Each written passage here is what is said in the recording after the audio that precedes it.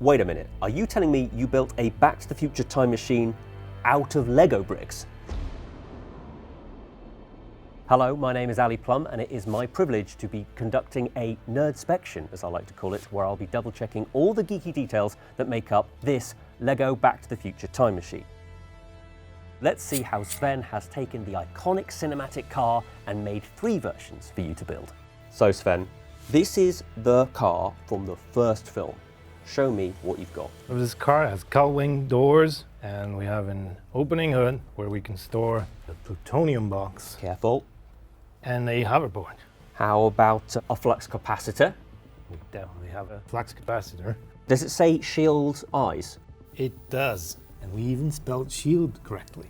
Let's maybe open up some of these gull-wing doors and see what's actually inside our time machine.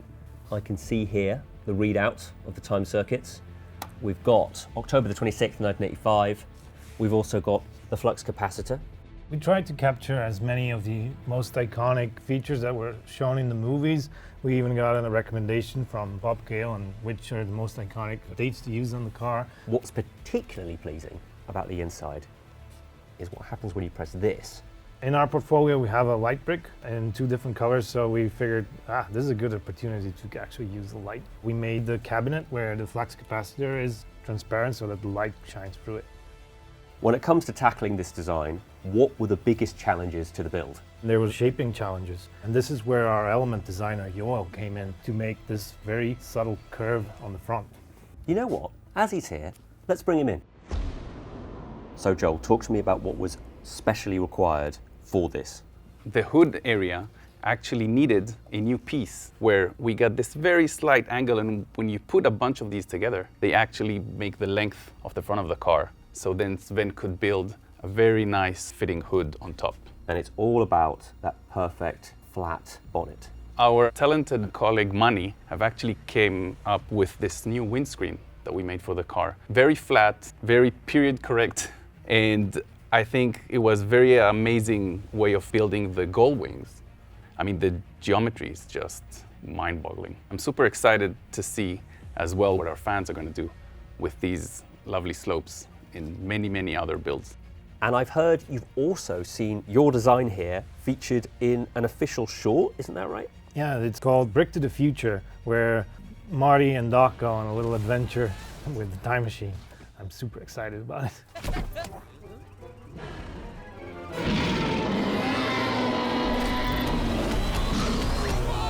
It's enough to have the honor of designing this, and then it's in that as well. Incredible. And you can watch it on lego.com/BTTF.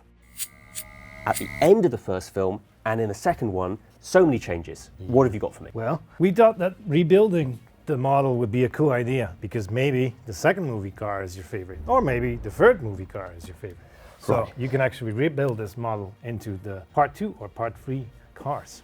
I've just realized you've got the license plates that read out of time, and here you've got the 2015 orange California barcode versions. Yeah. Mr. Fusion, Yes. very impressive. Have you got anything to power that? Oh, we have a banana. A banana. I see you've brought your own. Well, you know, never go without one.